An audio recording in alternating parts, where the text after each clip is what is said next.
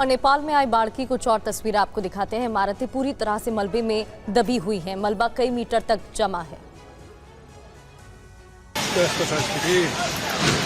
नेपाल में आई प्रलय की सबसे खौफनाक तस्वीर देखिए। ये वीडियो तिब्बत चीन सीमा पर ग्योरांग पोर्ट के इमिग्रेशन कॉम्प्लेक्स का है। लोग खतरे को देखकर भागते हुए नजर आ रहे हैं। अचानक से आए बाढ़ के दौरान सैलाब के साथ मिट्टी और कीचड़ भी तेजी के साथ बहता हुआ नजर आया। सैलाब इमिग्रेशन कॉम्प्लेक्स के ऊपर से बह रहा है। बाढ़ का पानी इतना तेज था कि लोगों को संभलने का मौका तक नहीं मिला। लोग सुरक्षित जगह पहुंचने की जद्दोजहद करते नजर आए। जिंदगी लहरों से जंग लड़ती नजर आई।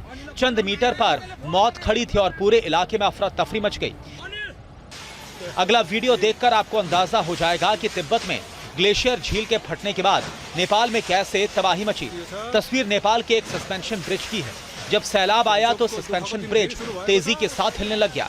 इतनी तेज रफ्तार से हिला कि टूटने की कगार पर पहुंच गया।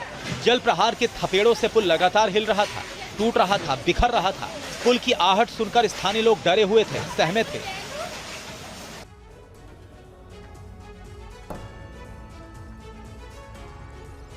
और नेपाल में तबाही के बाद रेस्क्यू ऑपरेशन जारी है। सेना मलबे में फंसे लोगों को सुरक्षित जगहों पर पहुंचाने की कोशिश कर रही है। कीचड़ में फंसे लोगों को बचाने की कोशिश की जा रही है। नेपाल के रसुआ की एक और रिपोर्ट आपको दिखाने जा रहे हैं। ये नेपाल के रसुआ की नई तस्वीरें हैं। रसुआ तड़प रहा है, सिसक रहा है, अपनी बर्बादी पर आंसू बहा रहा है। दर्द के इस समंदर में अब भी जिंदगी की आस है, उम्मीद है। जिंदगी बचाने की जंग में सेना के जवान पहाड़ और चट्टानों में अभियान चला रहे हैं। मलबे में दबे लोगों की तलाश में रास्ते बना रहे हैं। जान बचाने के इस अभियान में रोड़े तमाम हैं, मगर जिंदगी की उम्मीद बाकी है। जिंदगी की तलाश में मलबे को खंगाला जा रहा है, चट्टानों को चीरा जा रहा है। जमीन के नीचे जिंदगी की खोज जारी है। लापता लोगों को लगातार खोजा जा रहा है। भोटेकोशी नदी में 55 किलोमीटर प्रति घंटे की रफ्तार से सैलाब आया था। नदी में आए इसी उफान ने रसुआ में तबाही मचाई थी।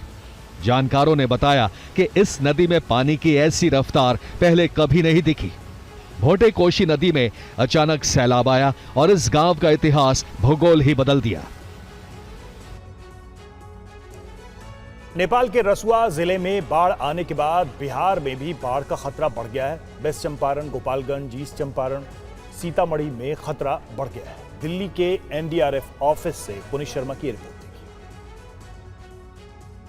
ईडब्ल्यूसी नजर बनाए हुए है कि कितने मीटर पानी पड़ रहा है और इसी वजह से एनडीआरएफ ने बिहार में 9 जगहों पर अपनी टीमों को तैनात किया है। 4 टीमें अभी भी स्टैंड बाय पर है। आप देख सकते हैं कि ये नेपाल का एरिया है। यहां से जो गंडक नदी है वो बहते हुए बिहार में वेस्ट चंपारण की तरफ से आती है और इसीलिए एक टीम जो है वो वेस्ट चंपारण में एनडीआरएफ ने तैनात की है, दूसरी बेतिया में तैनात की है। इसके अलावा ईस्ट चंपारण, सीतामढ़ी और मुजफ्फरपुर में भी तैनात की गई है। इसके अलावा सुपौल के आसपास भी एक टीम को एनडीआरएफ ने तैनात किया। भागलपुर में भी अभी एक टीम यहां पर तैनात की गई और देखेंगे कि जो ये पटना के आसपास का इलाका है, इसके अलावा जो वैशाली का इलाका है, वैशाली में भी बताया जा रहा है कि जो बाढ़ का असर अब देखने को मिल रहा है। लगभग गंडक की और गंगा की 3 मीटर जो उसकी वो है बढ़ चुका है जलस्तर। तो गंगा और गंडक का 3 मीटर जलस्तर बढ़ने की वजह से लगभग 400 से ज्यादा गांव इस वक्त वैशाली के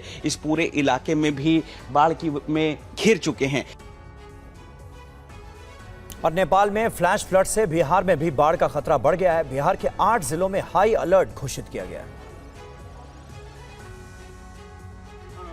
नेपाल में फ्लैश फ्लड से हुई तबाही के बाद बिहार में अलर्ट है। यहाँ गंडक नदी के जलस्तर पर नजर रखी जा रही है। जिन इलाकों में बाढ़ आने की संभावना है वहां के लोगों को अलर्ट करने में प्रशासन जुटा है। तस्वीर बिहार के मुजफ्फरपुर की है, जहां नेपाल में आई बाढ़ का असर दिख रहा है। साहिबगंज, सरैया और पारू प्रखंडों के लोगों को विशेष रूप से सतर्क रहने के लिए कहा गया है। नेपाल से बहकर आ रहे पानी से गंडक नदी का जलस्तर अचानक बढ़ सकता है, जिसके चलते नदी के आसपास के कई इलाके बाढ़ की चपेट में आ सकते हैं। मुजफ्फरपुर के डीएम कुमार और एसएसपी ने रेवा घाट पहुंचकर गंडक नदी और आसपास के इलाकों की स्थिति का जायजा लिया। साथ ही निगरानी के लिए 24 घंटे एक्टिव रहने वाला कंट्रोल रूम तैयार किया गया है, ताकि पल पल का अपडेट मिल सके। जनप्रतिनिधियों के माध्यम से भी हम लोग अपील करना चाहेंगे कि जो बांध के नज़दीक जितने भी पंचायत हैं, हम लोग के 3 अंचल मिलाकर के 16 पंचायत है जो बांध के नज़दीक है, जो बाढ़ प्रभावित हो सकते हैं।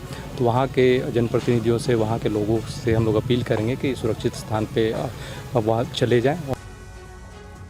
और नेपाल में तबाही का असर यूपी के कई इलाकों में भी देखने को मिला है। क्या है कुशीनगर के हालात, आप देखिए।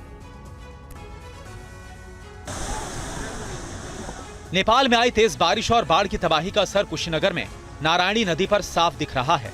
लेकिन अब राहत की खबर है। सुबह 7 बजे तक नारायणी नदी का डिस्चार्ज घटकर 92,000 क्यूसेक रह गया।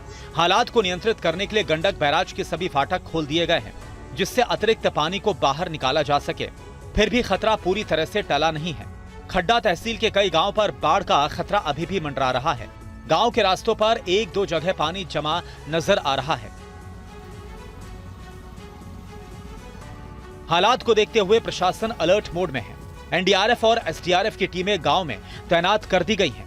पीएसी और जल पुलिस की टीमें भी मौके पर मौजूद हैं। प्रशासन लगातार निगरानी कर रहा है और लोगों को सतर्क रहने की सलाह दी जा रही है।